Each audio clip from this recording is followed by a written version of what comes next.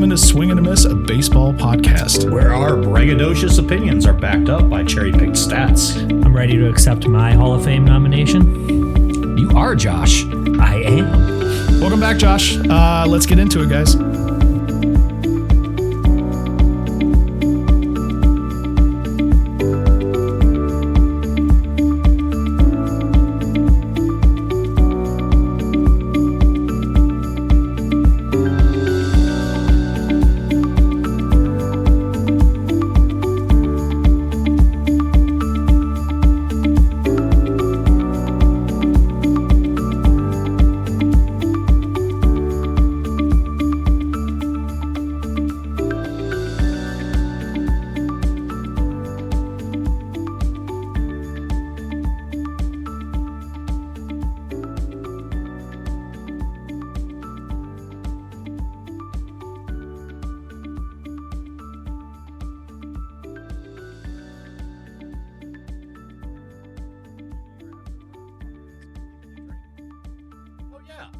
Now it's just another birthday. I definitely wasn't drinking before the 21st. No, we were. The Ballpark Brews was all water. It's all Slurpees, the best Slurpee from every state.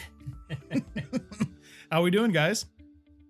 We're doing good. Like, run up to Christmas, it's always a mix between a lot of fun and a little bit of stress.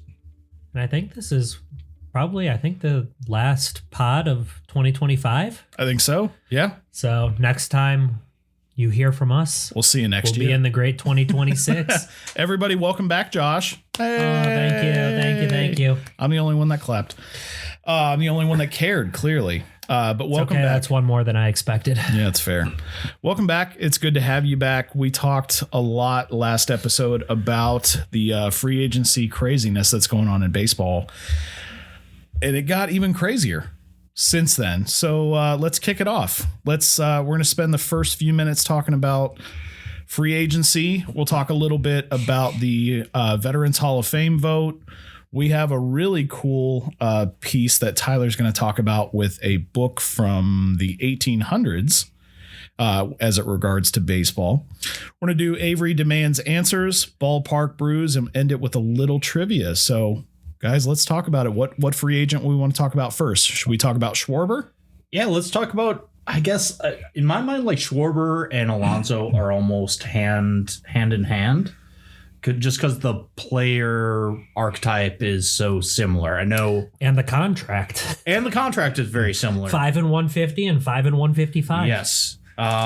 So I was really surprised that We should probably say Alonso went to the Orioles. yes. And kind of a shocking move. I don't think anybody saw that coming. Yeah, I think that's much more interesting than Schwarber back to the Phillies. Yeah, and Schwarber back to the Phillies. I'm just surprised that the Mets don't think very highly of Alonso. I don't know that it's that so much as it seems like the Mets players are trying to not be with the Mets. It feels like there's organizational dysfunction there. I could buy that. I could see that. Just Meet the Mets. Meet the Mets. I could buy that being a reason. I don't have any information that says that. Just from what we've seen on the field, I would buy that.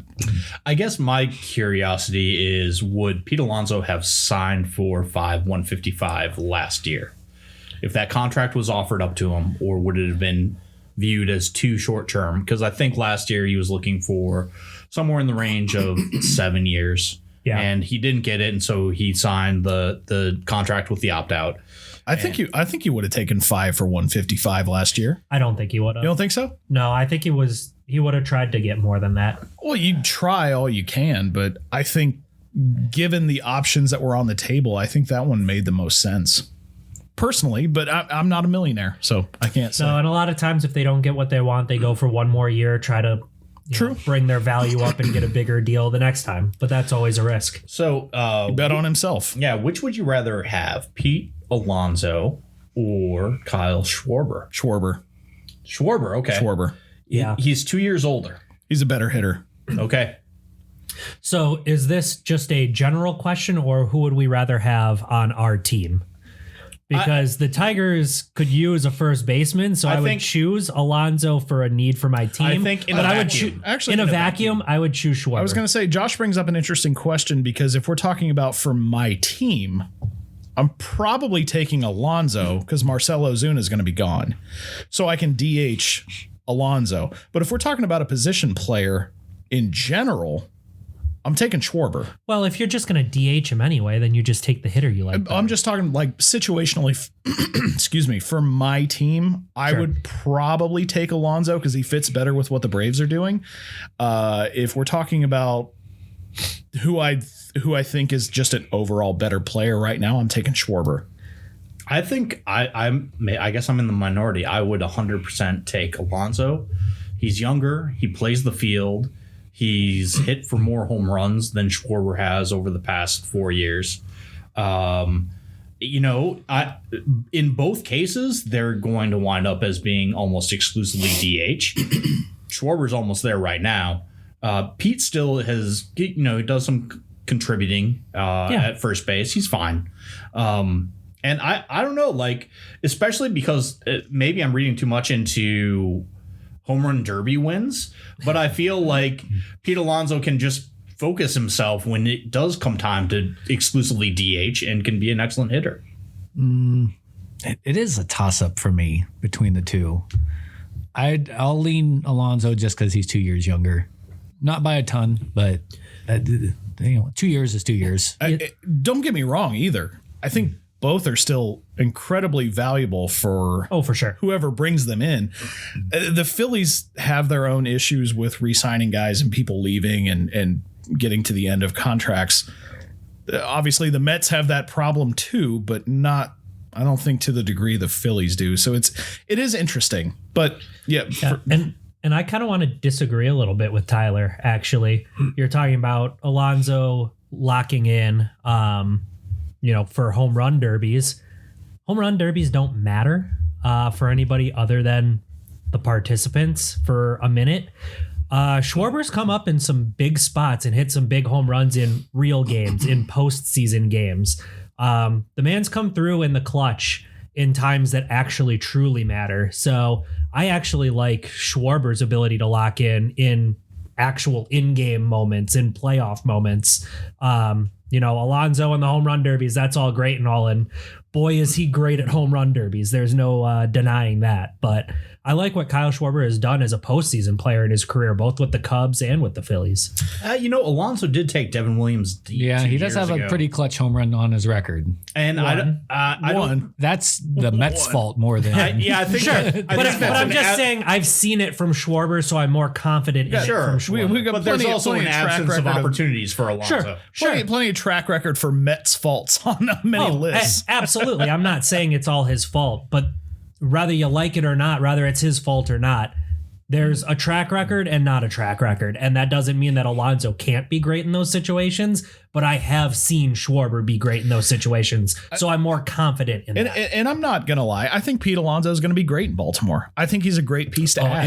It's a great signing for Baltimore. Coming off the year that they had, the disappointment that they had, to then turn around and not go, oh, we had 1 year with a run at it with all the young players and it fell apart, so we're going to have to rethink this whole thing. Absolutely. In a very, stacked AL East. Yeah. They go, you know what? Screw that. We're throwing our hat back in the ring. We're spending some money just because Toronto went to the World Series and the Yankees are, looking good and Tampa's always around and Boston's trying to get better. We're also going to get better. We're not going to sit around and be bottom dwellers in the East. Well, if you think about it, the projected defensive lineup of the Orioles in 2026, that right side, will include shortstop, over to the right side of the entire defensive alignment. It's pretty scary, especially when you put Alonso in there. I like the momentum that the Orioles had at the end of the year. They did some good things at the end of the year. I picked them to win that division. I think if we go back, I don't remember. Probably. I did as well. I think we all had high hopes for them. They won over 100 games the year before. Yeah. And you add Alonso to that mix. I think the right side of that defensive alignment makes a lot of sense. And it's a bat. It's a huge bat. And it's really doing the opposite of what the Tigers have been doing. And what has been frustrating everyone in Detroit is they had a disappointing year and they said, well, we're going to throw some money at it. We're going to bring in some pros, some really good players, and we're going to try to compete again. There's nothing I hate more than being like, yeah, this didn't really work out, so we're just going to sit on our hands and hope that the young guys that we have coming up all hit. Because as we all know, every young player that is a top prospect hits, and they're a great player right away, right? So depending purely on your farm system, no, Baltimore's not sitting on, we have a bunch of good young players. They're like, we need to complement these players and get back out there and compete again. Speaking of the Mets, we can continue on that trajectory. Let's talk a little bit about Jorge Polanco. This one I did not see. Tyler should start us off with this. Jorge Polanco is like your favorite player. He's great. Like Jorge Polanco, but he's great in a very specific way. He says almost hitting against nothing. Scooble. Well, he's very good at that. He's good at that. He's but very good at that. But he's a very lunch pail type player. He very rarely speaks. You can tell that he works hard. I love a switch hitter. I think everyone loves a switch hitter. He will do some amazing things, and then also, he'll have some swings, especially from the left-hand side. It seems like where it looks like he just has no idea what he's doing. But I was surprised, honestly, that Polanco got a 2-year, $40 million deal, $20 million from the Mets. From the Mets. And rumor is that he's going nice to have money to just throw around. Right. Rumor is that he's going to play first base. First and DH. Which it feels like a waste of... It's a weird choice. Of his ability to contribute on defense. He's way overmatched when it comes to playing short nowadays. Oh, for sure. But he plays a decent second base and third base. Great second baseman. He's a great second baseman. I was shocked by this, just because of where he went. That's really the biggest thing. Not the years, not the money. The Mets are an interesting choice for him.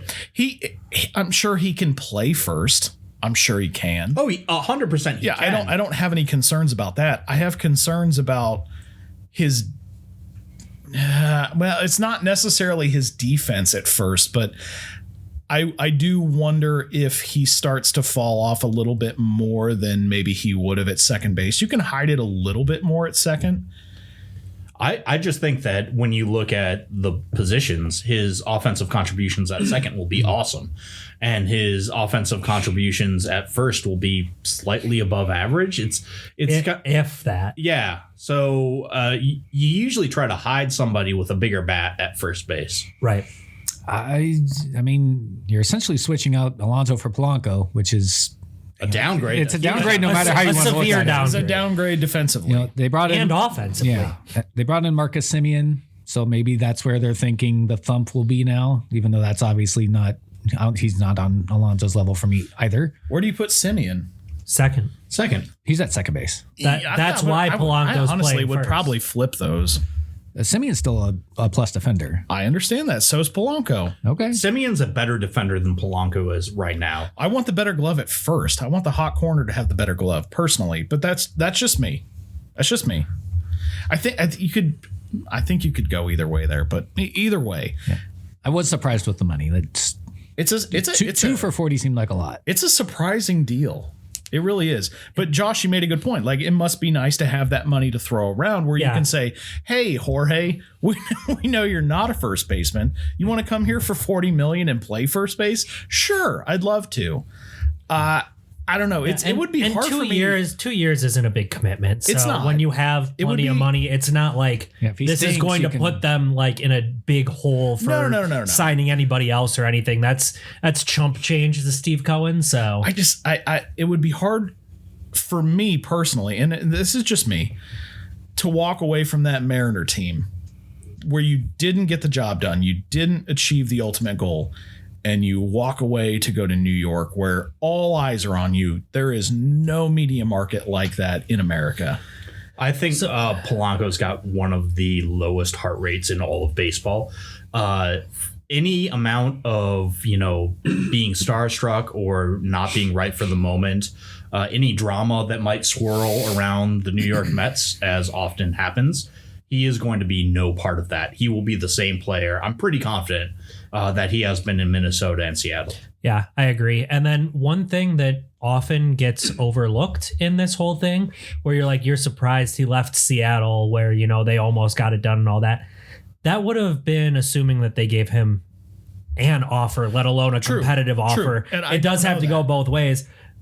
Seattle may have just been like, hey, you did great and everything, but we need to look a different direction. That's how we're going to try to get better. It very well may have we been. don't know that he had anything in Seattle. That's always the hard thing where it's like, why did they choose there when you're coming from here? Well, did X, Y, and Z even give them competitive offers? Yeah, and we don't know that. That's always the toughest thing, because that's the stuff behind the scenes that you never know. I'm operating from the idea that they did. I could be completely wrong. I have no idea. But for me personally, if all things were equal, I would stay in Seattle, but we'll see how it goes.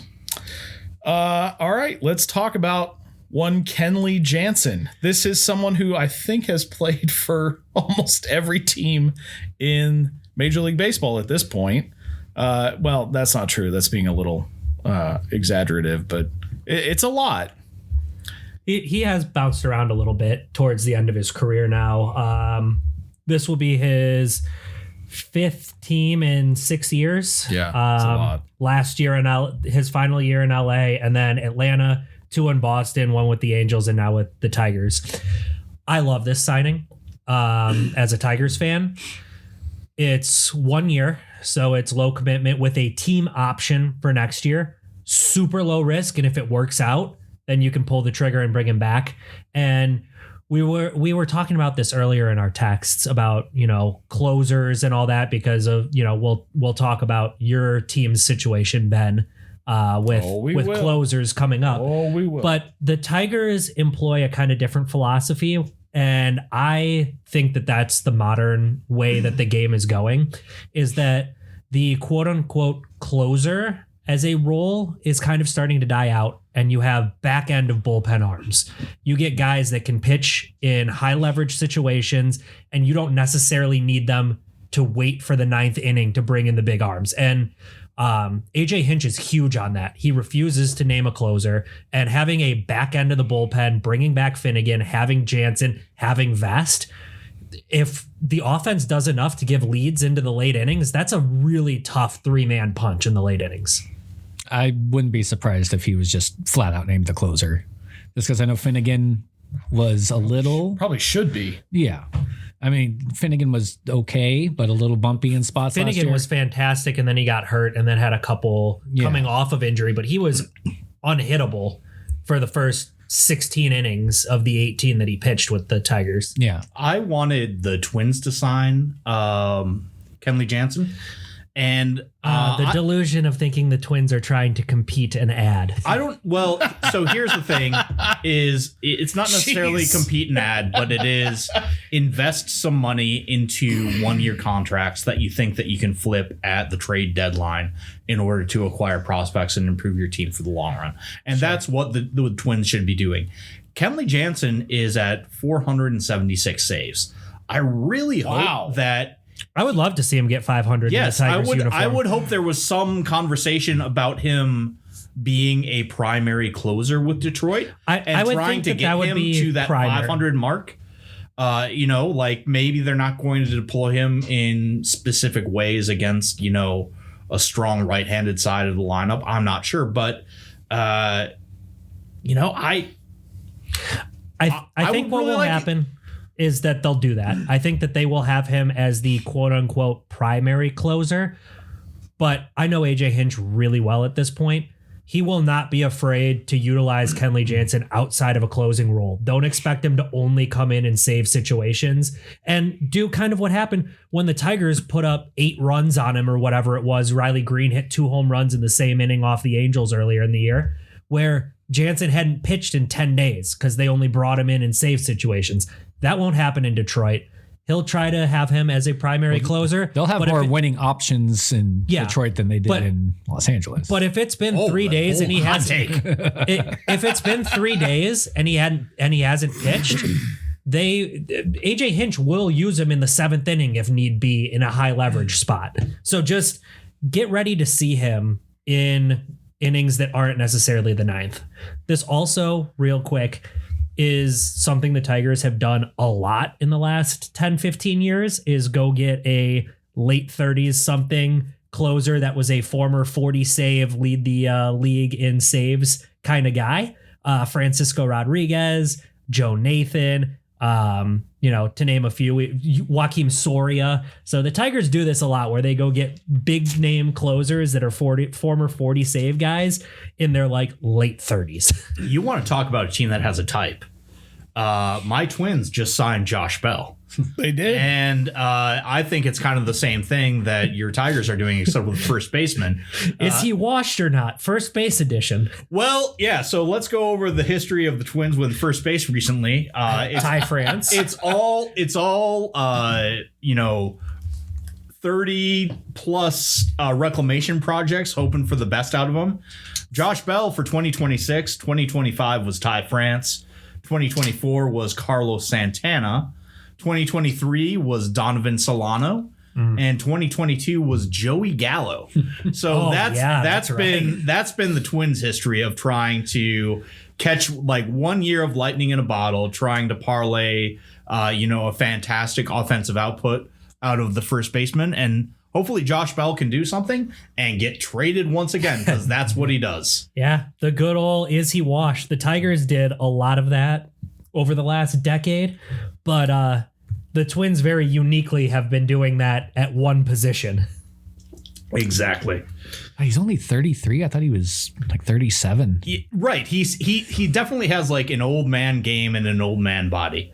But yeah, I mean, He's just been around a while. He's been around. He gets traded at every trade deadline. Yeah, you've seen him in like 9 different uniforms, so you assume he's been around for 20 years, but it's only 10. So one thing that we passed on when we were talking about the Mets, they lost their closer to free agency. Timmy Trumpets. Yep. We're going to be listening to Narco blast out across Chavez Ravine because that horrible Dodgers bullpen that reared its ugly head in the postseason just got shored up by one Edwin Diaz. 3 years, $69 million. Boy, it must be nice to have $1 billion payroll and be able to throw $23 million a year at a reliever. We don't have to spend a ton of time talking about this because it's an arm signed by the Dodgers. It is another situation that I think we need to keep an eye on as we get closer to a potential lockout after next season, of the Dodgers just continuously being able to throw money nobody else can compete with at a closer. Because yes, you can say anybody could give a 3-year, $70 million deal to Edwin Diaz, but almost nobody can afford to throw that kind of money at a relief pitcher. That's the least surprising signing by far, because that was obviously the only glaring weakness for the Dodgers. Honestly, whatever happened to wanting to be the guy somewhere and lead a team to something? It's not a thing anymore. Doesn't it? It's because we have, as a sports society, and this is across all sports, ring culture has gotten out of hand. Everybody only talks about players in amount of championships they win. So they'd rather stack themselves with a stacked team and get a bunch of rings and be like, I'm a 5-time champion. Well, yeah, then be like, you're the greatest closer in baseball for somebody else. You're a guy that's revered by a single team because they love you, but you didn't get, the ring. The ring chasing culture is ridiculous these days. Well, because these guys will pop on a podcast and they'll listen to somebody say like, okay, he's good, but he's never done anything in the postseason. Oh, for sure. And then, they really want to prove themselves to that guy. And we would like to formally invite Edwin Diaz to join this podcast, because even though you don't have a ring, you could be on a podcast. Yeah. Hey, you think you're good? Come show us somewhere that's not just loaded with everybody. Come sit in my basement. You ever try not being a coward? I'm a little disappointed because I was hoping the Dodgers would just run Yamamoto right into the ground. But now he has a solid closer. They tried. Well, they probably saw that, like, look, we can't do that again. He's going to be a Bumgarner pretty soon, to be done in like 3 years. That keeps going. We'll keep it in the California family. Let's talk a little bit about Yaz, Nels. Well, he's not in California anymore. He's in Atlanta. He was in San Francisco. He got traded to the Kansas City. Royals. The Royals, that's right. And now he's in Atlanta. But tell us a little bit about Yastrzemski. So obviously a legacy player with the last name, 35. So getting up there, but still been a plus bat every year and a plus fielder as well, especially playing Nepo baby. the toughest right field in all of baseball at Oracle Park. He mastered it, so he should have no problem at Truist. Well, the fun thing is with Truist, especially with the lineup the Braves are going with in the outfield, he'll mostly be a utility left fielder. He'll sub out for Profar. Oh, he'll be fine out there. Yeah, I don't think he'll have a problem with that, but it'll be. And I'm assuming he's switching from right to left. Yeah, it's going to be a platoon situation. He'll face righties most of the time, which I would think so. He crushes righties pretty well. So keep him away from lefties. You got yourself a really good, solid utility guy. One thing about Yastrzemski that always trips me up is how old he is. Yeah, I know. I always forget because he didn't debut until he was 28. Yeah. I'm like, oh, he's only been around a bit. He's probably, 27, 28. No, he's 35. Yeah. Giants fans are very happy he got a payday because he was, he came out on the rookie deal, a couple arbitrations. So it's nice to see him get a solid payday. We're happy. For him. Oh, Tyler's better. Tyler's Bet-O-Rama. So we're not going to be talking on podcast for quite a bit. By the time we reconvene for our next episode, of the top 5 free agents remaining, Kyle Tucker, Bo Bichette, Alex Bregman, Cody Bellinger, Framber Valdez, how many will have signed? 4. Is it 0, 2, or 3? 4. Wait, when are we reconvening? 2 weeks from today. So normal time? Yeah. So it's Theoretically. about the 29th will be 14 days from now. Yeah. Yeah, we'll see what holiday schedules look like. And all Merry that, Christmas, y'all. We don't have a podcast. And a happy new year. I'm going to say 2. I'll say all 3. I'll say 3. I'm going to say 4. I'm going with I know that wasn't an option, but Sure. I'm going to go with 4. I'm going to say 0. I still You don't think any of them I think will? we're going to wait it out until after the new year. I don't know if there's tax implications or whatever, but I think Kyle Tucker's signed by the new year for sure. who's going to sign him? No, I didn't say who. No. I'm just asking. Well, just but also, Tyler, if it's tax implications, are we saying like pen has to be to paper and they introduce them with a press conference and stuff, or just we get the Jeff Pass in, this player and this team have agreed to a deal? I think that one, Because you can agree to the locked in. deal Yeah, you can agree in a in week and a principle half, and but not be paid. not sign it and get introduced for quote unquote tax purposes till January 2nd or whatever. I still think the Cubs re-sign Kyle Tucker. Okay. I don't. I personally They do. should be able to. They're able to, and I think he'll re-sign there. I really do. If Chris Ilitch isn't a coward, and Scott Harris learns how to actually be a GM, Alex Bregman's a Tiger by the end of the year. So if everyone with the Tigers is not a coward, Yeah. sign Alex Bregman. Have a little gumption, take a little pride in what you do, and go sign a bat. Have some gumption at your third base position, you losers. All right, let's talk a little bit about Merrill Kelly. We got a few left that have signed, and then a few that haven't signed. But let's talk about Merrill Kelly. This one, Tyler put this on the thread. This is how you handle trading guys at the deadline and bringing them back. Yeah, this is the dream where it's just like, hey, we got a lot of history together. We love you. We're not going anyplace this year. So we're going to send you away. We wish the best for you. Come back to us in the offseason because we love to talk to you.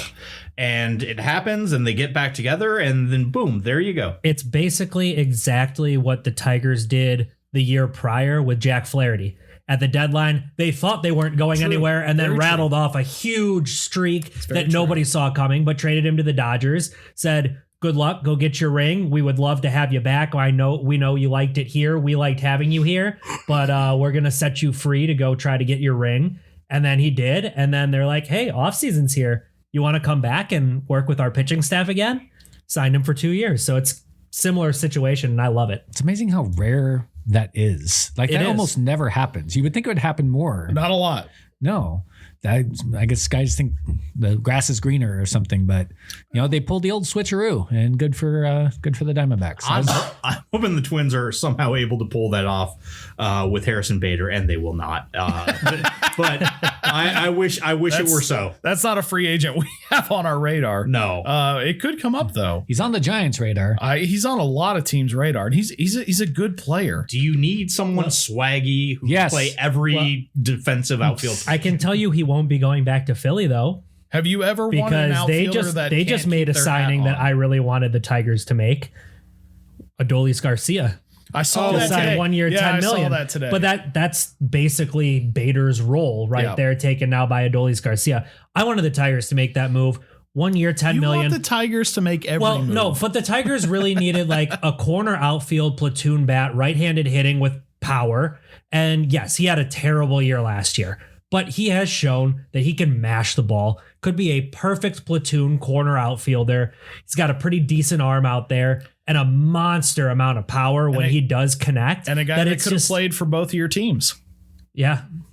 He had 4.4 WAR last year. I know I don't think that's the be all end all of stats. Did he really? But yeah. Wow. Yeah. And I mean, it was a little surprising to me that he got DFA'd by Texas, but 1 year, $10 million. I mean, that's a great Rangers deal in the modern era of baseball contracts. 1 year, $10 million is essentially non-existent, right? In terms of risk, and that's a high reward, low risk hitter. There's no such thing as a bad 1 year contract. No, it's a good signing. I hate to see it in division for the Braves, but it's a good signing. All right, let's talk about Suarez. That's you. Yeah, that's you. I want to hear your opinions first. I like the move. I don't love the move. And the reason that I don't love it is because they have brought a closer in to be a quote setup guy. And Josh, you alluded to this earlier, that position essentially is going away. And with Reisel's year last year, it makes sense to bring somebody in who, if Rysel is as bad as he was last year, can step right in and take over closing duties. I like the move. Suarez is younger. He's got more upside. He's got a better fastball. He's 1 year younger, by the way, 35 versus 36. Rysel's only 36. Yeah. He looks 48. Well, maybe I was surprised. Julio That Franco. you just said Suarez is 35. He's only been in the league for 4 years. Julio Franco looks crazy. younger than Rysel Iglesias. I like his stuff more. He's got a better fastball. He's got a better command of his pitches. Even at 1 year younger, I like Suarez better than Rysel as the closer. However, AA, and I know you listen every week. AA, you're an avid listener. Stop. Sign an actual closer. Thank you so much. I think Suarez is an actual closer. I think he's nails. I'm not talking about for a year. I'm talking about for 5, 6, 7. This is 3 years. He will be a good pitcher for 1 to 2 years at most. That's just relievers. You're making my point for me. I want you to find that talent whether it's in Central America, South America, overseas, in college. You need a closer that you can bring in at 21, 22, 23 years old and mold them into being a 10, 12, 13, 14, 15-year closer. And everyone at the table is looking at me like I'm crazy. Well, it's because it's not real. It's like what we were just talking about with go out into the world and find the next Mariano Rivera. I'm not asking so much. I'm not asking a lot. It's like we were just talking about with quarterbacks in the NFL. It is there's very few that are just lights out. And you're going to fail a lot more than you're going to succeed trying to find relief arms. All right. If you're saying we need to look for lights out, Rysel last year was lights on everyone's home. So that's the point I'm trying to make is I need someone who can turn the light switch off every now and then. That's it. Rysel was terrible last year. He's like one of those motion lights. Just anybody moved in the batter's box, the lights are coming right on. And for the record, terrible is a league leading 57 games finished, a 3.21 ERA and 29 saves. 3.2 as an ERA as a closer is pretty high. It's high, but it's not. It's pretty high. Ridiculous. ERA is not how you should measure relievers. That's my idea. A closer. No, you should. You should. Not at all. Absolutely, you should. Not at all. You give up you got like 2 games and then you're done. He got a lot more than 2 games. I'm with you, Nels. I want to know like how many blown saves and how many times. My favorite closers are the guys that can come in for a 4-out save, like where you get that spot of trouble in the 8th inning. You come in, you knock it off, and then you get the next 3 in the 9th. My thing with closers, and this is just, well, I don't know if it's just me, but it's my personal opinion. If I bring a closer in, I've got a lead or it's tied. I want to know that you won the game or that you closed the game out. And when I watched Braves games last year, Rysel was not brought in unless there was a significant lead and still had an ERA of 3.2. That's a lot. Personally, I want somebody that I can bring in who I know is shut down, locked down, no one can hit or can't hit incredibly well. And yes, I know that's a lot to ask for. I'm aware. But I don't see Rysel being that guy anymore. I can see Suarez being the closer by July 4th. Yeah, well, you're complaining about all of that, but you can do what Pittsburgh just did and signed their closer. No, thank you. Gregory Soto, former Tiger, coming off a 4.18 ERA and 1 save in 60 innings pitched last year as their primary closer. So to be fair, I did say no, thank you. Yeah, but I'm just saying, like, there's a lot more Gregory Sotos out there than there are Mason Millers. So very true. It's a lot harder to find an unhittable guy than a guy that is Gregory Soto. I don't even need them to be unhittable. Just you just said you did. No, someone who can put the ball on the ground and get out of it. Mm-hmm. I'm in the Twins have no bullpen right now, and so I'm just like really hoping that they're able to sign someone like a Sir Anthony Dominguez, just like, and make him the closer, and just like my hopes are so on the floor for what the Twins can do for their bullpen. That's the kind of signing that, like I said, not to really drive home the Twins aren't competing stake for you, but you're not going to get a Kenley Jansen type player who is in their late 30s looking to still compete a little bit and all that. Sir Anthony Dominguez probably isn't getting a primary closer role in any competitor. He can sign one of those 1-year deals with you and be a primary closer and try to drive up his stock. Like, that's the kind of guy that the Twins can go get.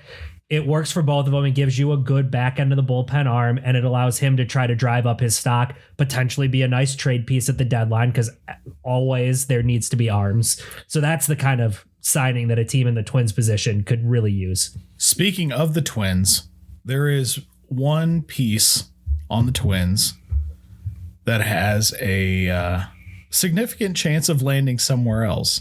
And I think it's important we talk about it. Byron Buxton. So I'm you're just behind, I guess I would say. Ben's hoping that Byron Buxton is going to waive his no trade clause. I'm actually not hoping it. Okay. I don't want him to come there because then it's a crowded outfield. I don't get it.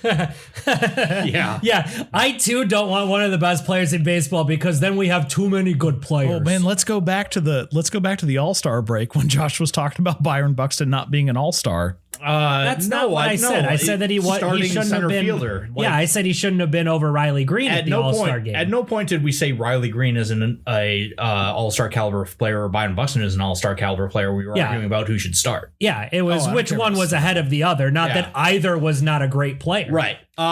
No, so the Twins, they had their fire sale at the trade deadline last year, and there are rumors that are swirling that they may trade their top 2 starting pitchers in Pablo Lopez and Joe Ryan. And I think Byron said, if you guys are going in that direction, I might be willing to get out of here. Byron Buxton has been nothing but loyal to the Twins. Yeah. When he's always asking about it, he's like, hey, I want to be a Twin for life. I have a no trade clause for a reason. It's important to me. I love it here. My family loves it here. Let's keep it there. And the Twins have just undermined that loyalty so completely that he is looking at the situation, not wanting to be Will Smith in the Fresh Prince of Bel-Air meme looking around an empty living room saying, I'm the only one left. So he's saying, if this is where we're going and we're going to tear this thing down to the studs, maybe I would prefer to go someplace else. I'm too old to sit through a 5-year rebuild. Yeah, exactly. I still want to have the back half of my prime spent on a winning franchise. Or a team that's at least trying to win. Yeah, it's really tough when you're trying to do that rebuild thing. I remember when the Giants were doing that with Bumgarner in his last year, and it's like, dude, okay, we're clearly in the rebuild coming up, but do we trade this guy as like a franchise icon or keep him? How do you do that? They ended up keeping him, getting nothing. He went to the Diamondbacks. They got nothing out of it. And have kind of faltered ever since and really haven't been able to, either decide whether they're rebuilding or not. And that's actually the worst part you can be, is in that middle of, okay, we're going to try and build what we have, but we need to also get pieces, and you need to figure out where you want to go. I will say with Buxton, unless he asks out, like you said there, like the direction is complete rebuild, I want to go somewhere else. Unless he asks out, it would be a huge mistake to trade him. He's the face of your franchise. I think so too. He's on a very, very team friendly deal. Yes. He's through what may end up being the rest of his, prime. Like, I'm not going to say he's going to How old start. is Buxton? 31. He's 31 and he'll be eligible for free agency in 2029. So like, you've got him on a very team friendly deal. He's the face of your franchise. I know he's had a lot of injury issues, but it's one of those guys where it's not like you really need to shed that salary. And don't get me wrong, I want the Twins to trade Byron Buxton. I do not. I do not want to see. We have a differing opinion on this. Yes, I do, but that's because I respect him and I do not want to see him in my division anymore. But it would be a mistake. So apparently his no trade clause only goes through 2026, this next season. So after that, it's out of his hands. So no, that's not exactly true. MLB.com has lied. Well, yes, but you've got to remember that he's a 10-5 player. So if you are 10 years in the league and 5 years with one team consecutively, you get a no trade clause regardless of what your situation is. Maybe that's why that only runs through 20. And that's exactly where it was, because the thought was if Byron Buxton were to get traded to the next team, he could then veto any further trades, because that no trade clause, once waived, could potentially continue on. So last free agent potentially that we should talk about is Skubal. Remember what I just said about Byron Buxton and how it's a mistake to trade him? I want to do that times a million for Skubal. Real quick. I know you feel strongly about this. I think everyone at this table feels pretty much the same as you. There's just too much smoke to ignore right now. There are teams that are There's making too much smoke because our owner is a cheap bleep. Bleep. There's a ton of smoke around Skubal. I personally, just looking at everything I've read, I don't think Skubal wants to leave. Would you say that's the same thing? Not for you, Josh. Tyler and Nels, for everything that we've read, do you think Skubal wants to leave Detroit? No. I don't. I have no idea whether Skubal wants to leave Detroit. It doesn't feel like that, right? He's saying all the right things. Sure. But that's the kind of guy he is. He will always say the right thing and not make any big statement. He's not a make a fuss. He is a give me the ball and let me throw, and I don't care about anything else type Skubal guy. does not strike me as a guy who's chasing a bag. Because the Tigers will pay him after next year. Oh, he's going to chase a bag, but I don't. Chase a bag is different than. Then I am not confident that they will pay him. You don't think so? He's a 2-time Cy Young winner. I don't care. I have seen this too much under Chris Ilitch's leadership. I think he's a coward. I think he uses the team to make money, not to be an owner. Okay. He's the exact definition of the guy who shouldn't own a team because he's using it as a business, and you should not be using a professional sports team as a quote unquote business. Okay. It should be something you're trying to win. I am not confident that he will give the money that is needed to sign him. I would absolutely do it in a heartbeat. Well, yeah, I think we all would. But I Well, don't have the confidence that Chris Ilitch will send the blank check over to the worst Scott Boras? the worst person in all of baseball. God, I hate Scott Boras so then much. okay, let's play in that reality for 2 minutes and then we got to move Yes. on. Where do you think Skubal plays in 2026, Tyler? Oh, he's playing for Detroit. You think so? 100%. Okay. Like for the full year. Yes, No. for the full year. No, doesn't have to be for the full year. You think he is for the full year though? Yes, because I think if you cannot trade Tarek Skubal. You can't. You do this thing where you entertain all of these offers and see if somebody just gives you King's the ransom. godfather Yeah. of an offer. Is that the Which Bo Jackson trade? more than that. Yeah, it would have to be. It would need to be arguably the biggest haul of all time. Probably. Yeah. And so like a lot of the stipulation with the Dodgers, with the, smoke about the Dodgers was that in order to do it, they need him to essentially have already signed an extension for them. If you're trading a guy that you're basically handing to them with an extension, then the price goes up so much more. You can't get rid of him. Plus you would lose all of the good graces the last 2 years that the franchise has built up. The fan base would turn instantly. If Skubal goes to the Dodgers, I'm not watching baseball anymore. Skubal's not going to go to the Dodgers. I can Hold on. As a hold on, free agent in hold on, 27, hold on. maybe, but My point Just stands. really quickly, Josh, where does he play in 2026? he's staying in Detroit unless The they're whole year. absolute stupid other words that we're not going to say on this podcast.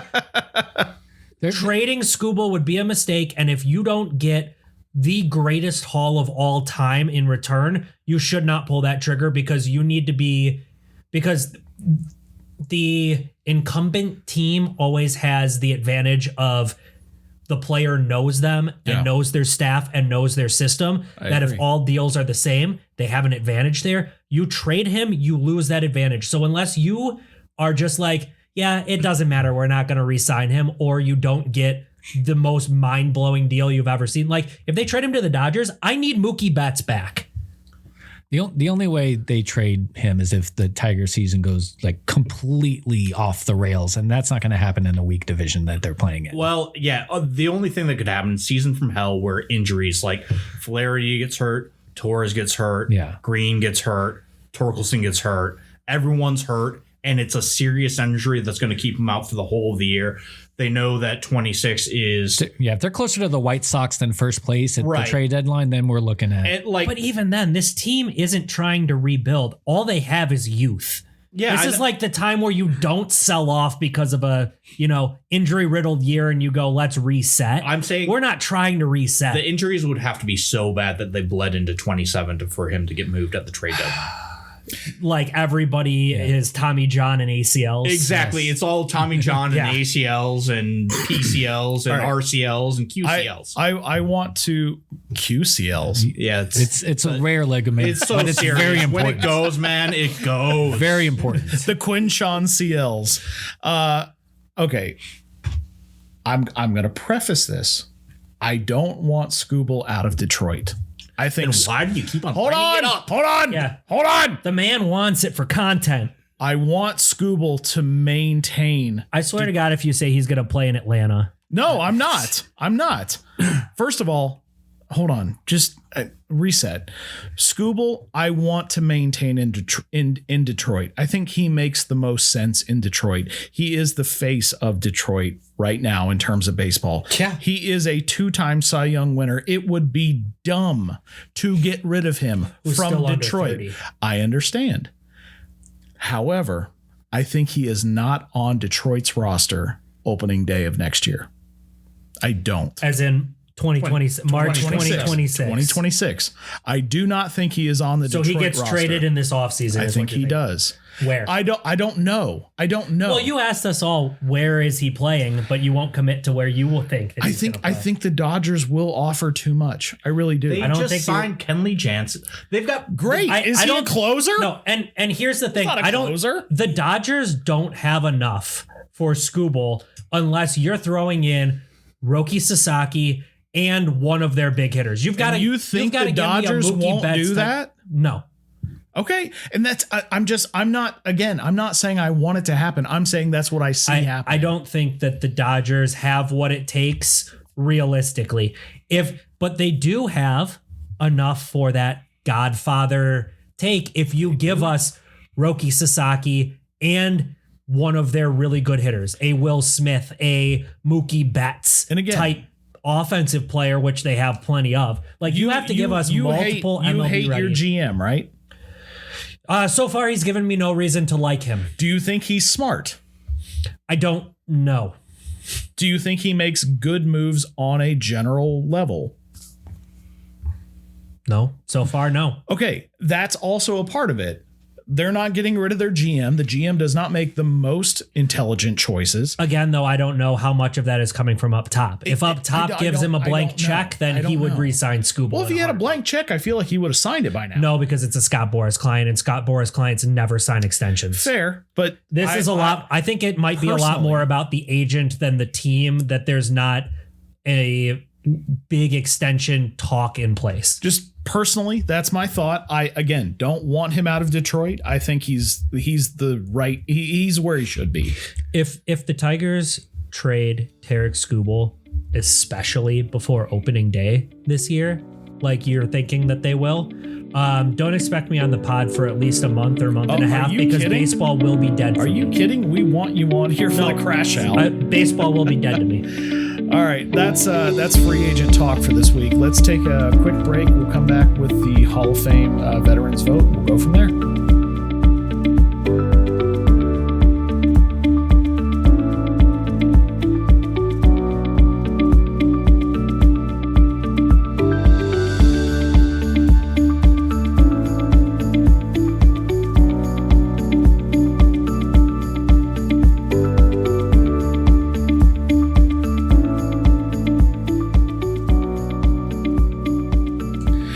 Welcome back, kids. All right, let's talk a little bit about the Veterans Hall of Fame vote.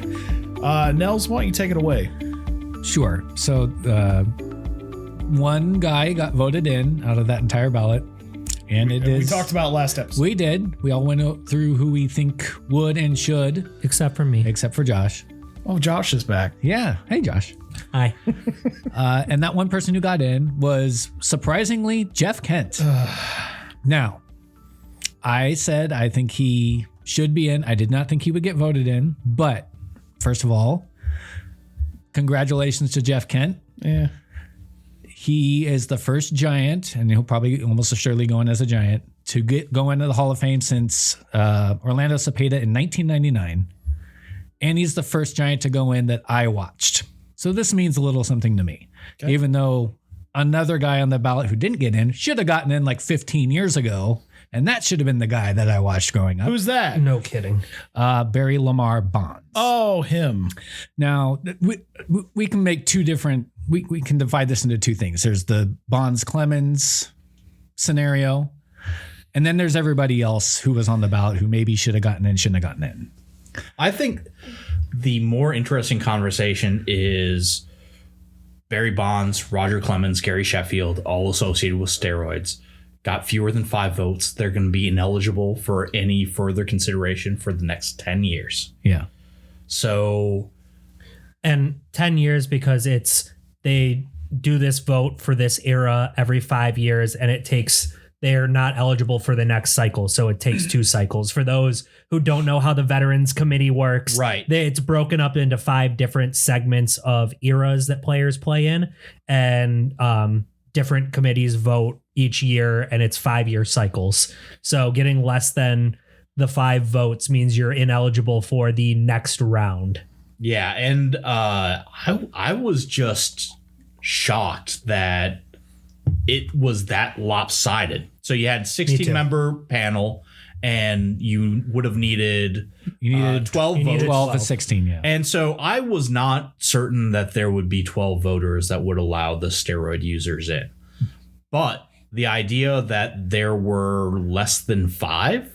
And we don't get that number, right? It's just less than 5 is all we know. 5 is all we know. Yeah. Which is, because we know a little cowardly. We know all the ones that were above 5, how many they got, but we don't know any of the below 5. It's just they have this many votes or fewer than 5. Kent was a surprising singular pick. I'm not surprised. He is the greatest Major League Baseball player to ever appear on Survivor. That's a Hall of Famer. That's a factual statement. I mean, you can't argue it. It is. Not surprised he got in. It's one of those things I don't think anybody was the only one. What I'm more surprised of than him getting in is the next closest out of that batch. Yes. Carlos Delgado was next closest with 9 out of the 12 needed. And I think everyone on the show last episode said no, we wouldn't put him in. I would have put him, if I was on the show last time, I would have had him as if we power ranked everybody, he would have been the bottom of my power ranking. Yeah. Let's do that. So we don't have time for that. No. But just for me. Just eliminate the steroids guys.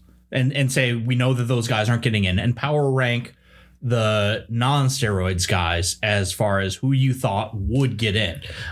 I thought Valenzuela would, for reasons beyond just baseball, for a lot of cultural reasons, for what he brought to the table. Just like I thought that even if Shohei Ohtani, broke both of his arms and his legs got amputated after 3 years, that he would still be a Hall of Famer for what he meant to the game culturally. I think Fernando Valenzuela had that same kind of pull in a way that's more of number 1 for you? Most likely to get in. I would have put probably Mattingly 1. Okay. I would have put if you take out the steroid. Yeah. Obviously Bonds, Clemens, Sheffield would be 1, 2, and 3 for me. Then I probably would have gone Mattingly, Murphy, or Mattingly, Valenzuela, Murphy, Kent, Delgado. Murphy, Mattingly. I probably would have done Kent, Valenzuela, and then Delgado. But Delgado would definitely have been the last of the guys. He had the second most votes. And that's the surprising thing. With no failed tests, it's all conjecture. You put Delgado as number 2 in this class. So is it possible, and I forgive my stupidity, can Bonds make the Hall of Fame ever? It's seeming highly unlikely. It seems like, because this was really, obviously the writers were never going to do it. No. And the thing about these era committees is that by the time they're eligible again in 10 years, everybody on the committee will be new. They cycle out these committee members. Right. So it's really hard to fully know, because it's going to be brand new people with eyes on it, and maybe they think differently than this current committee. But the fact that it was less than 5 in this committee makes it feel like it's less likely to happen than a 50-50 shot at this point. This was kind of the telltale. If they got 9 votes, then, it would be like, okay, there's a good chance. Yeah.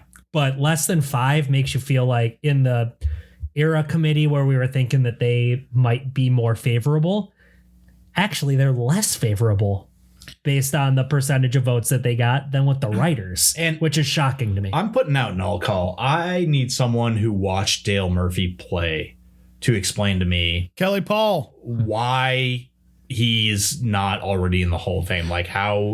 How he's not considered. He kind of tapered off. Hold on. Well, producer man's uncle that lives in Atlanta, lifelong Atlantan, Braves fan his entire life. I need you to weigh in. Tell us. swingandamisspod@gmail.com. Tell us why Dale Murphy's not a Hall of Famer. Counting stats just aren't quite there, and that's probably a big factor of it. Only 2,100 hits, just a smidge under 400 home runs at 398. but it's just those markers of a Hall of Famer that have been kind of steady for a long time just aren't quite there. 2 back-to-back MVPs. I know. Back-to-back MVPs while winning 5 straight Gold Gloves, with the first 2 being during those times, leading the league twice in home runs, twice in RBI, but only 2,100 hits, 265 career hitter, more power than average over his career. That's probably the biggest reason, and probably a short peak. He had... What is this? Yeah, but he's one of the best jerseys I own. He really had a like 7-year peak, 8-year peak. Yes, I understand. And then Josh. Everything else was not good outside. You asked why is he not already, and I'm saying this is probably someone the reason. who watched him play, and you did not. Okay. You know what? You're the youngest member of the show. That is fair. He retired 2 years before I was born. You're just a spry little lad full of vim and vigor who never watched Dale Murphy play. Piss and vinegar? Vim and vigor. Oh, Now, sorry. Here's a question then. How much weight do you put on the position they played and the stats they put up? Like, he was an outfielder. Big.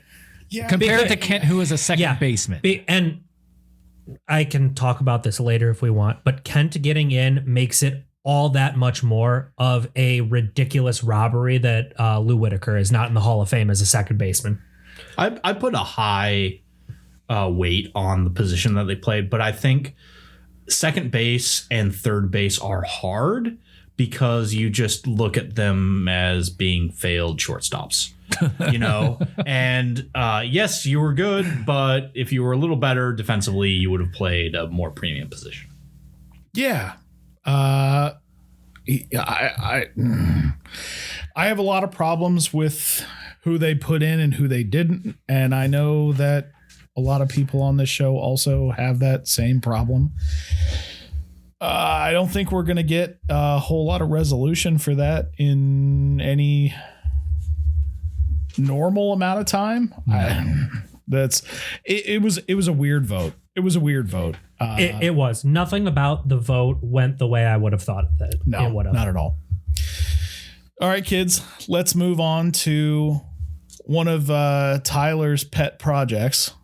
Yes. And I'll leave it up to him to tell you a little bit about what it is, because I don't even know that I could describe it accurately. Sure. So a gift from my sister last year was Hanny's Baseball Book of Reference by Henry Chadwick, published in 1867.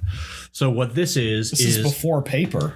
I don't think anybody named Chadwick was alive after 1867. The first Chadwick, time, the last one. Chadwick Boseman. The first time this he alive? was he was alive. Rip Jackie. The first time that this was published, it was done on cuneiform tablets. But yeah, they've now published into a book for easy carrying. So yeah, it's an interesting read. There's lots of things that I think maybe not everyone knows, but are sort of like, remember when baseball. So like some of the big changes is you used to be able to catch a fly ball on one bounce. So, Canadian football rules. Yeah, so that was a catch, is like you one bounce and then you'd catch it. That's an out. So sounds good. So they really did not care about a trap. No. And then trap was your friend. Yeah. The other one was it only took 3 balls to walk. That's fair. However, Slow pitch softball. 4 is a lot. However, balls were just at arbitrary by the umpire. So a pitcher could pitch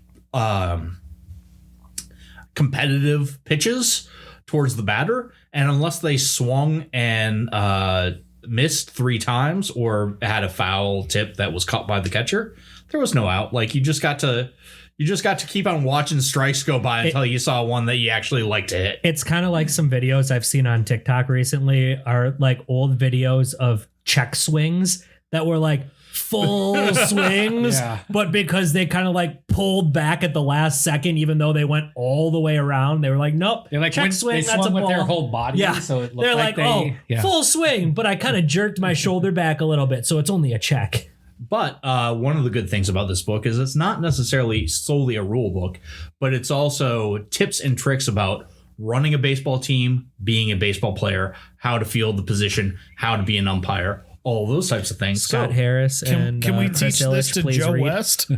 Maybe. So He's retired. I would Yeah, like you to should read a still passage learn. from the book about the model baseball player. Oh, please. His moral attributes. The principal rule of action of our model baseball player is to comport himself like a gentleman on all occasions, but especially on match days, and in doing so he abstains from profanity and its twin and vile brother, obscenity, leaving these vices to be alone cultivated by graduates of our penitentiaries. He always has his temper under control and takes everything good-humoredly, or if angered at all, makes an effort to keep silent. He never censors errors of play made by a brother member or an opponent, as he is well aware that finding fault not leads to no improvement in the play. One who blunders, but is contrary and too calculated to have the very reverse effect. And 20 years later, they let Ty Cobb play this I was game. going to say, just really quickly, I feel like this is a continual theme on the show. Sorry, Trumpy, no Pete Rose. How long would Albert Bell have lasted in this era? 7 minutes. We're just going to forget a lot of other reasons why he wouldn't have existed in this era, but Did deck a second not baseman. long. Dude, I'll tell you what. Hey, was it a double play? No, no, it wasn't. Man did his job. He threw that guy into next week. That's One of my favorite highlights of all time. That's a really interesting passage. And there comes in the Hall of Fame character clause, I'm sure. Yeah, one thing that's interesting is if I can track it down, like it's right in here. If I can, yes, right here. Section 34. Bets by umpires and players are illegal. Sorry, Trumpy. Pete Rose is out. No person engaged in a match, either as an umpire, scorer, or player, shall be either directly or indirectly interested in any bet upon the game. So it's been going on since 1867 that we haven't been allowed to bet on baseball. Hey, Emmanuel Classe, read the 1860 rule book. Yeah. It's not new. I was going to say, the FanDuel brought you this 1867. This bottle of morphine is brought to you by DraftKings. Yeah. We used cocaine as a medicine back then, but also, how dare you gamble on the game that we play? Do you want to hear an 1867 version of Get Off My Lawn? Absolutely. Absolutely, yes. Bad Wait, habit? how many slurs are in this? The appropriate amount. Okay. So 3. Bad habit of batsmen. Some batsmen have a habit of slinging their bats behind them as soon as they have hit the ball without any regard as to whether they knock the catcher or umpire down by the operation. All that is necessary for them to do when they have hit the ball is drop the bat, not fling it from them. Another bad habit in vogue is that judging the character of the ball hit. Some batsmen consider themselves umpire in this respect. The moment a batsman hits the ball, he should drop his bat and run for his base with all his speed. When he hears the umpire call foul, it is time enough for him to stop. The habits some have stopping halfway to the base when they see a ball popped up, which affords an easy chance for a catch, or when they see the ball fielded by the pitcher or some infielder, and they think that it will go to the base sure, and that therefore there is no need for running. Jose Bautista says, F that S.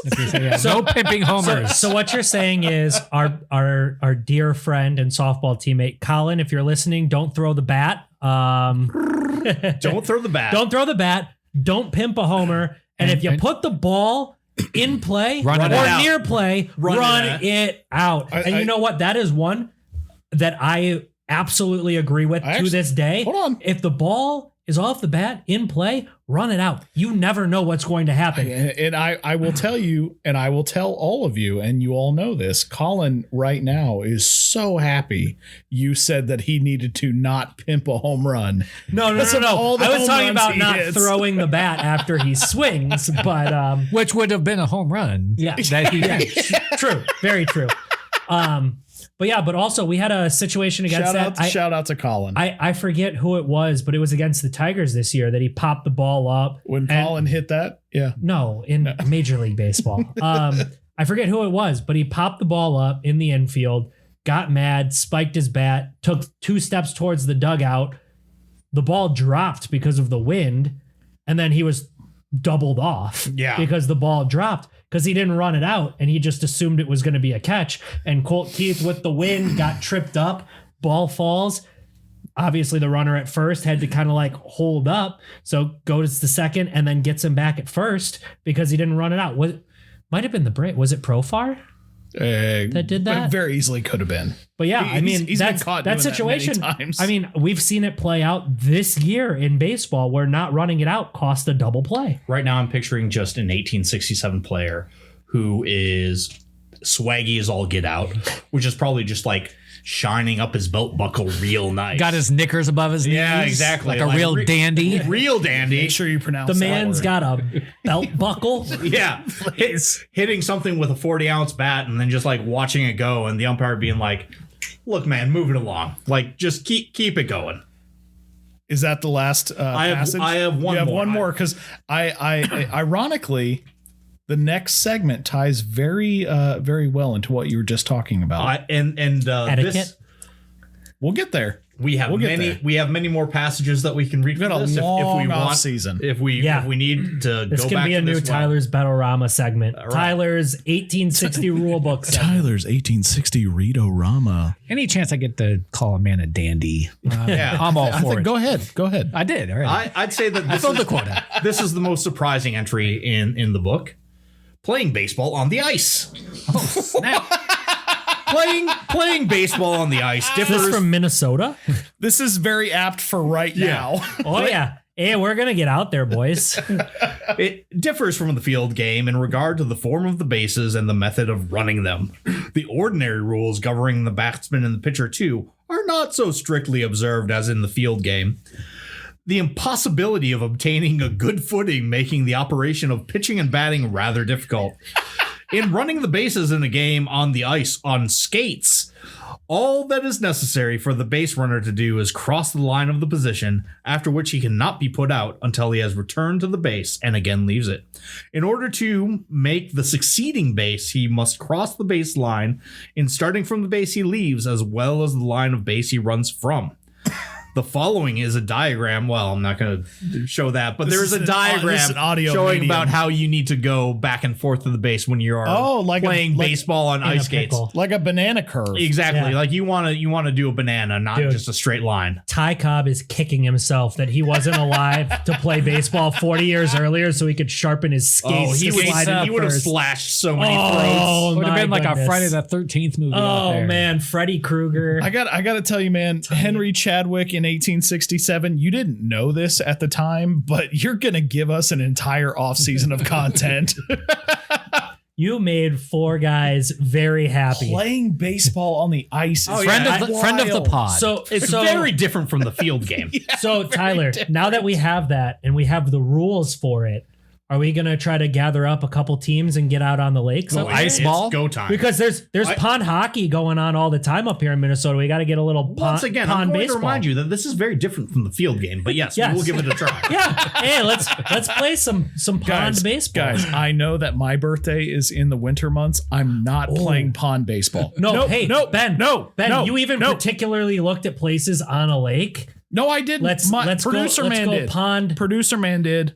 baseball. Get the skates it's on out. a lake. Just got to say, Guys, Yeah, I'm in. just real quick, if we don't come back to do the podcast after January 30th, just assume we all fell into the frozen lake and died. I'm good with it. doing what we love. I'm sure Yeah. that the ice is plenty thick to play ice baseball. Oh, especially this year. It's like a cold winter. Oh, the ice is perfect. You guys are nuts. I'm not doing that. Well, we all know that Ben is the lame one on this podcast. It's your birthday. You don't get a choice. Yeah, mandatory fun, Ben. I feel I am now officially bringing I feel like baseball and a bat. I'm going to bring my ice bat. Yeah. feel like all of this is inaccurate. But No, Tyler, it's highly accurate. You just don't like fun. thank you so much, Tyler, Ben's for an sharing. L7 weenie. I am. Sandlot told you that. Yep. Thank you so much for sharing the Haney's Baseball Book of Reference by Henry Chadwick. We will get more into this as the 1867 edition. 1867. We'll get more into that as the off season goes. But now it's time for the new fan favorite segment.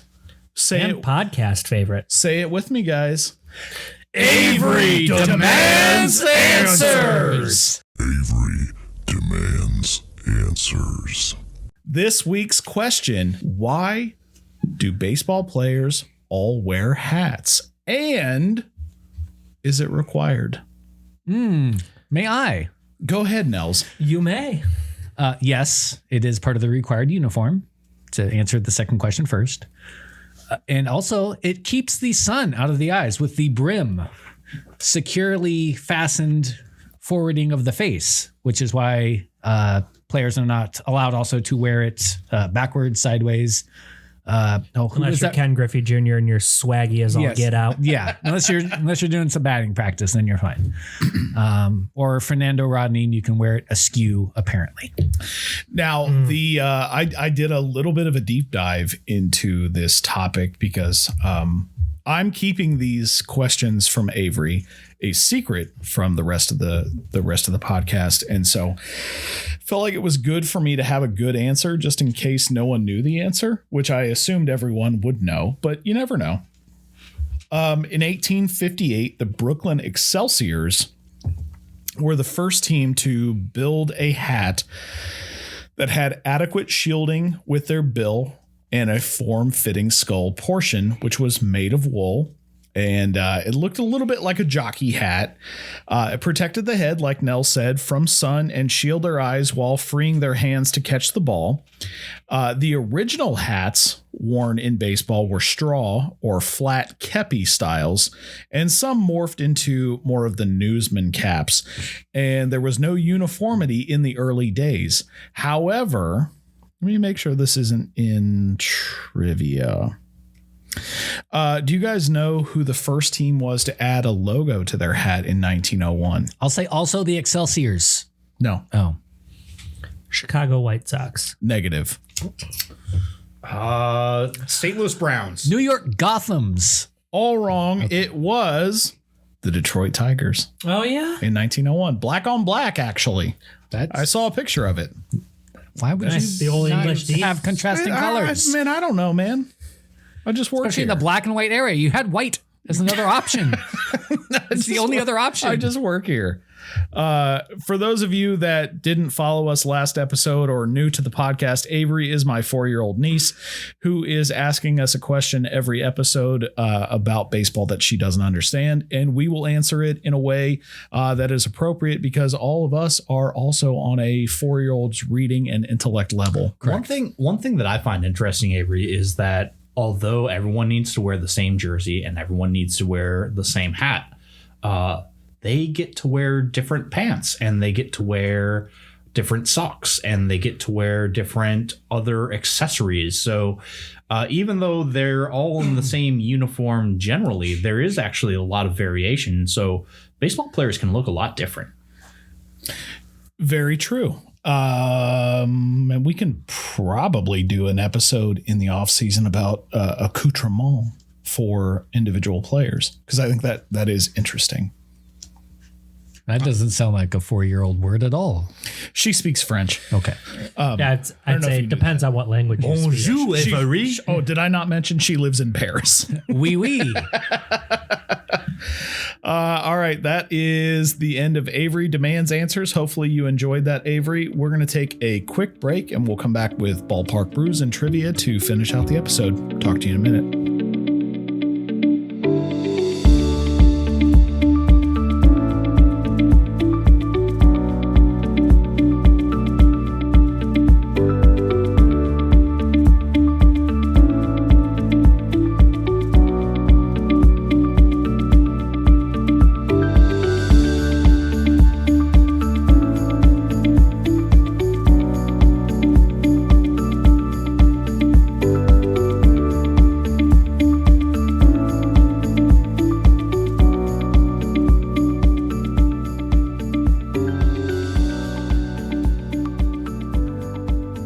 Welcome back, guys. We didn't get to this in the last segment, but we're going to do a hat exchange for the holidays. And what we're going to do is everyone's going to choose a hat size that is corresponding to a member of the show. And then we are going to buy a random hat of our choosing for that individual size. And it's not going to be a hat that the other person would hate. We're not buying a Dodgers hat for Nels. We're not buying a Cleveland hat for Josh. We're not buying a Tigers hat for Nels. You're Tyler. And please don't buy me a Mets hat because I don't want to wear it. I wouldn't mind the Tigers hat with like the crazy-eyed tiger on it. Oh, the cocaine cat. It's my favorite. The cocaine cat. All right. So That is my favorite. So logo. here's me mixing the names up in the hat. Yes, we can hear it. That tiger had seen things. Who wants to go first? Many things. Me. Oh, wow. Oh, You have now got it. Who wants to go second? I'll grab it. If you get yourself, throw it back in. I gotta throw it back in. Let's get yourself a weird hat. I mean, out of 3 names in there. Now Nels has got a 50% chance of grabbing himself. I do. You got a 100% chance. Gee, I wonder who Ben's who Ben has got. I wonder who I have gotten. Yeah, when there's only 4 of us, it makes the process of elimination pretty easy to know who has who. Well, now we know who has who for the holiday hat exchange. Woohoo. Woohoo! The old HHE. Though you got it, buddy. All right, let's move on to Ballpark Brews. So real quick, a little peek behind the curtain. We have not kept up on what we've done and what we haven't. So we are now recycling a handful of ballparks and beers in that area. And I am going to do some research over the next couple of weeks and put together a spreadsheet so we know what we've done and what we haven't. Or if one of our hardcore fans out there has been keeping track, please let us know. Swing and a miss pod, swing and a miss pod at gmail.com. We'll take Ballpark Brews recommendations. Please do. Yeah, anyone going to the West Coast or the East Coast over the holidays, grab up some beers for us. Yeah, bring it back. And bring it back because we're... Is there a ballpark in Greece? I'll have to do some research to see if I can bring anything back. is. I think Yeah. there is. I In think they've got a Athens, at the Coliseum. That's, Coliseum's in that's Rome. in Rome. Yes. The Grecian Rome. Okay, All You're right. thinking of the Acropolis. Where are we at? So this beer, I will introduce it because I picked it up today. So this is more seasonal than Ballpark, but it is a Michigan brewery. So this is from the lovely, amazing Bell's Brewery, my favorite brewery in Michigan. It's one of the big distributors of beer in the Michigan, in the state of Michigan, I should say. And in particular, today, I brought us the Bell's Christmas Ale because guess what, boys? It's that time of year. And this is a seasonal beer. It's usually available for 1 or 2 months out of the year in the liquor stores. And I saw it today and I went, you know what? This would be a good one to have. It's seasonal. It's one that I've had many times, so my reaction will not be fresh, but I don't think anybody else has had this before. No. So I figure it would be a good seasonal one and something for everybody to try. So welcome to Michigan in the winter. Now, Josh, I know some breweries, they'll always release a Christmas beer. Mm-hmm. Does Bell's release the same Christmas beer every year, or do they switch it up? This Christmas ale is an annual one. Okay. So this one is in every single year in particular. They do have a winter white beer that has that's the one that I'm changed thinking over of. the Yeah, years. Racist. But the Christmas ale has been consistent for all of the years that I have been of drinking age. Okay. There's I'm trying to remember who made it. I think it was Founders. There's a chocolate raspberry beer that they released probably a decade Yes. ago that I'm trying to chase down. It's not the one that you can get regularly. It was like a special one. Cheers, Oh, fellas. if I would have known that, I can try to bring it back from Michigan. I don't think that they brew it any longer. Oh, really? Yeah.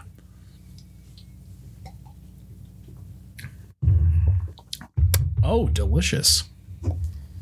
Stop looking at my paper, Tyler. I'm not looking at your paper.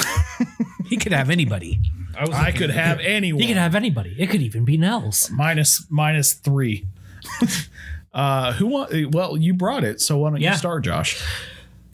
I love a good Christmas ale. It's a Scotch ale. So it's a type of beer that you don't see all that often. So it's kind of unique in flavor profile towards what you would usually get out in a brewery, out in a bar somewhere. for me, this brings back memories of the good old college days. Winter nights, getting nice and warm. It's a darker, heavier beer.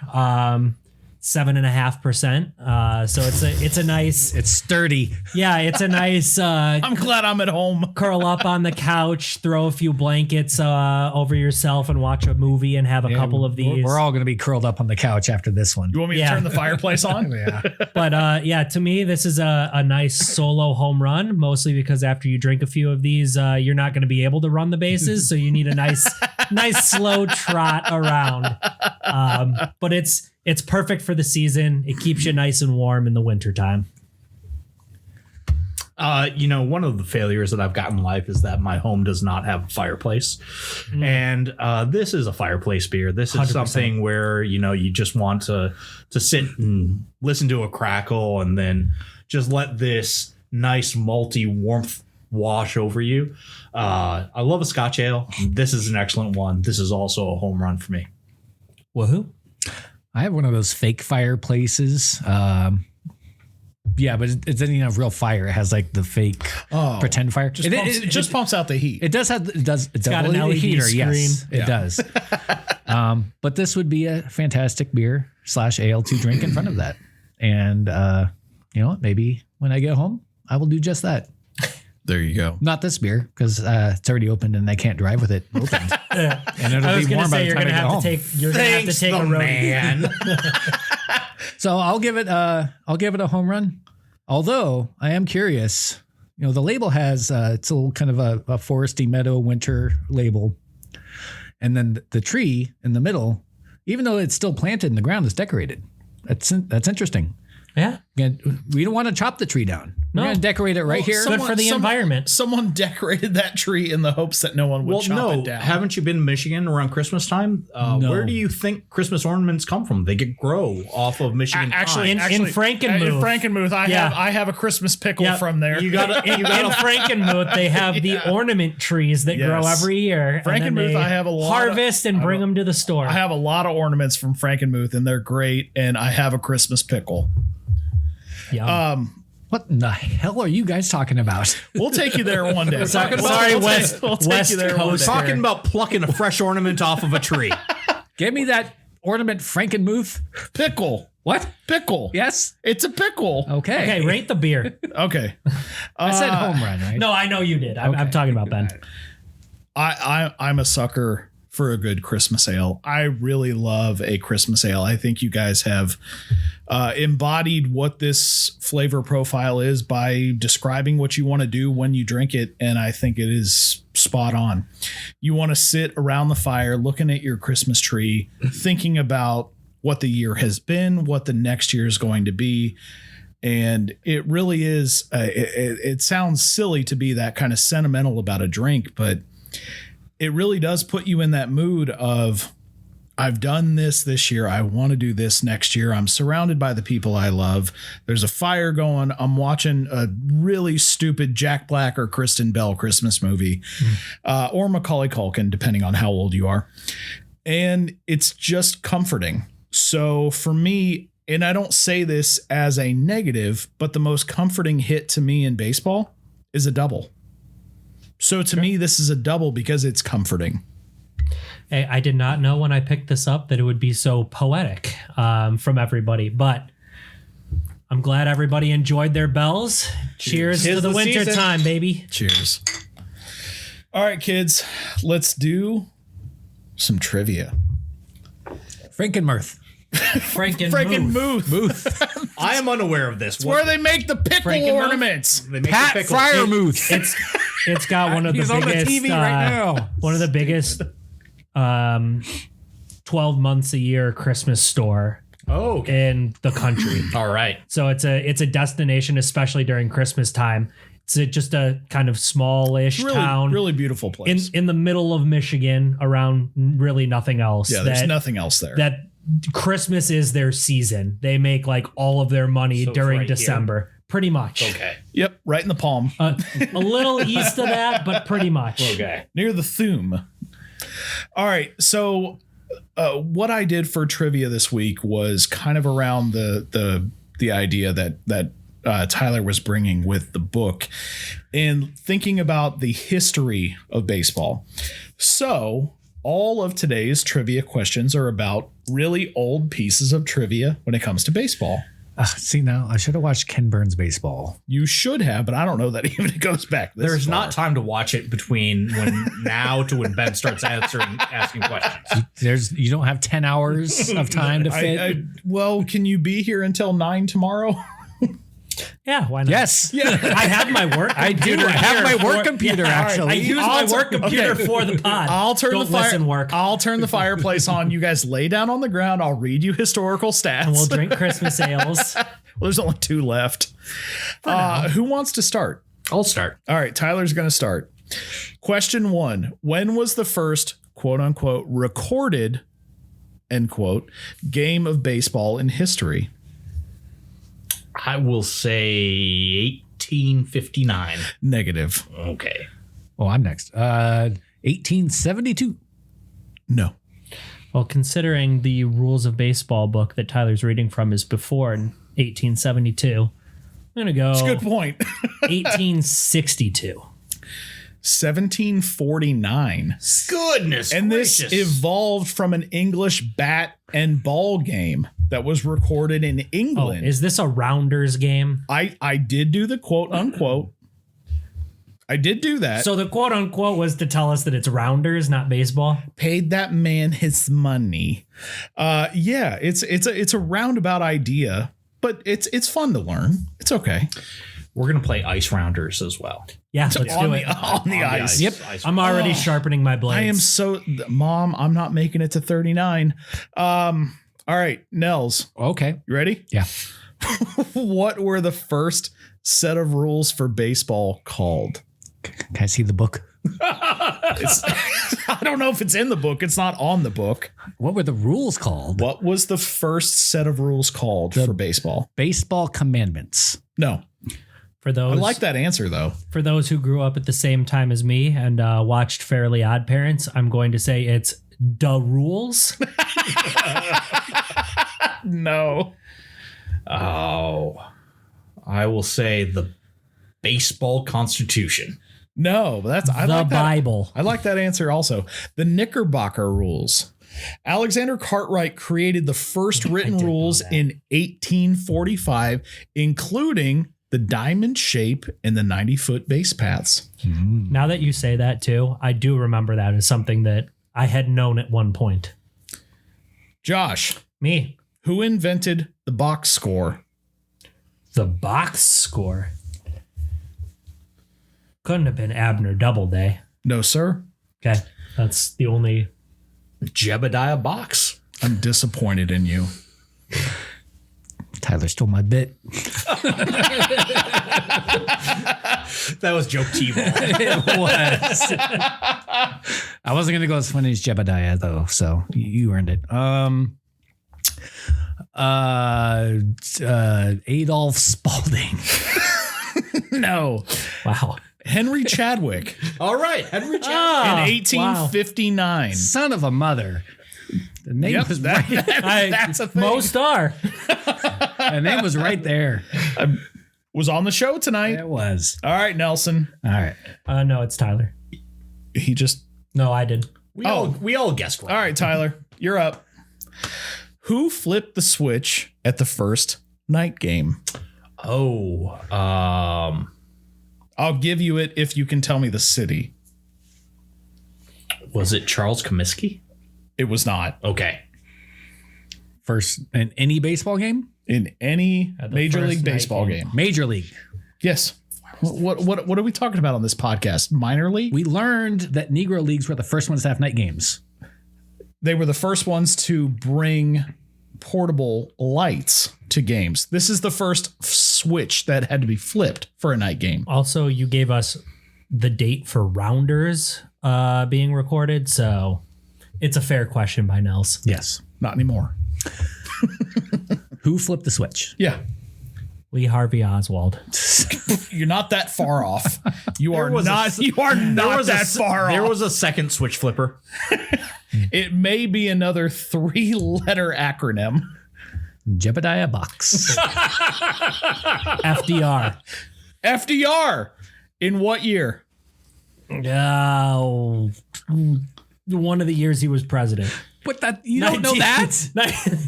Yeah, he was president for like ever. 15 years, I think. Yeah. A long time. Give me a guess. You got the longest possible span to get it right. 1938. You're close, but no.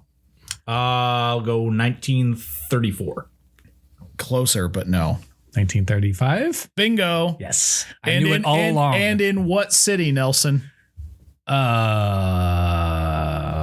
on. This one's the easiest. Chicago. Part. No. Josh. What city? Detroit. No. No, I know it's not Detroit. New York. New York. Cincinnati. Oh, okay. Cincinnati. I thought actually Washington won because he's president. Isn't that the They easiest? didn't have a team then. The Senators? That's Ottawa. That's hockey.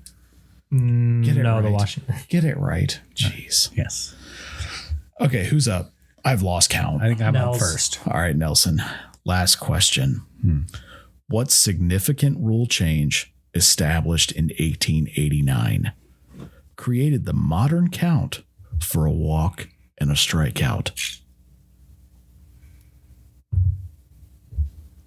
What? What significant rule change established in 1889 created the modern count for a walk and a strikeout? Changing it to 4 balls, And 3 strikes. bingo, bango, bongo.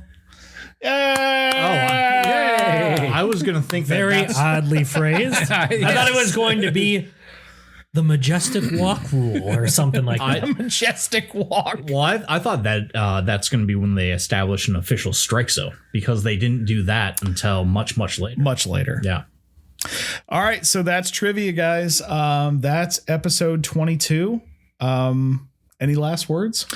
I hope that your team puts a nice free agent underneath the tree for you. Yeah. Chris Illich, Scott Harris, sign Scooble. Do not trade him. Cheers to our dear departed friend Jebediah Box. Yes. He was Hear ye, hear ye. He was one of the real ones. was. Real quickly before we go, to get a tad sentimental, we've been doing this podcast now for the better part of 2025. I don't know the worst part, depending on how you the worst part, feel. depending on how you look at it. I don't know that any of us thought that we would get this far in it, but I am incredibly thankful for the 3 of you and Rodrigo that got this off the ground, and I'm really proud of the work that we've done. And it has been work. It really has been. I don't care what anyone says. It's been a lot of work for us.